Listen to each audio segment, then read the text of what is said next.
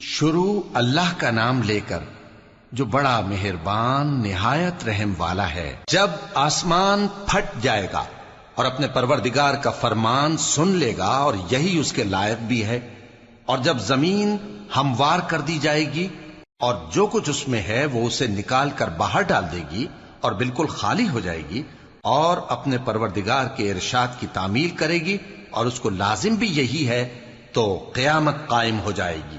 اے انسان، تو اپنے پروردگار کی طرف پہنچنے تک خوب تکلیف اٹھاتا ہے، پھر تو اس سے جا ملے گا۔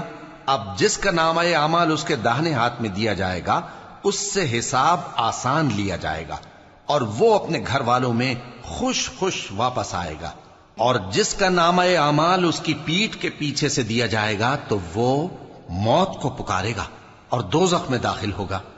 وہ اپنے اہل و عیال ہی میں مگن رہتا تھا، وہ تو خیال کرتا تھا کہ اللہ کی طرف لوٹ کر نہ جائے گا، کیوں نہیں؟ اس کا پروردگار تو اس کو دیکھ رہا تھا۔ سو میں شام کی سرخی کی قسم کھاتا ہوں اور رات کی اور جن چیزوں کو وہ اکٹھا کر لیتی ہے ان کی، اور چاند کی جب وہ پورا ہو جائے، کہ تم لوگ درجہ بدرجہ ضرور چڑھو گے۔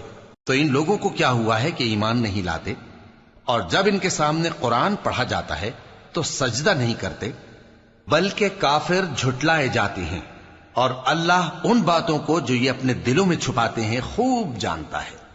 تو ان کو دکھ دینے والے عذاب کی خبر سنا دو۔